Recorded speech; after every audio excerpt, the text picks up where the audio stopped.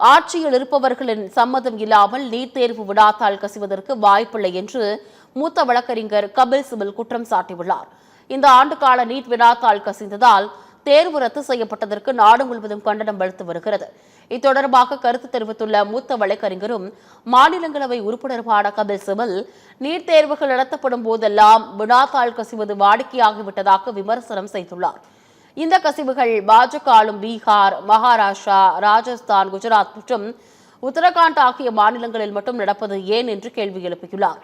பாஜக ஆட்சியில் இதுவரை 6 முறை நீட் விடாத்தால் கசிந்துள்ளதை வரிசைப்படுத்தியுள்ள அவர், முந்தைய விசாரணைகள் எந்த தீர்வையும் தரவில்லை என்று குறிப்பிட்டுள்ளார். ஆட்சியில் இருப்பவர்களின் சம்மதம் இல்லாமல் இது நடக்காது என்றும் அவர் தெரிவித்துள்ளார்.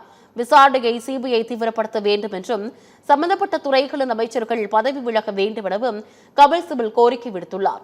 ஏழை குடும்பங்களிலிருந்து தேர்வு எழுதிய மாணவர்கள் இப்போது மீண்டும் கடுமையாக உழைக்க வேண்டியிருக்கும் என்று ஆதங்கத்துடன் தெரிவித்துள்ளார்.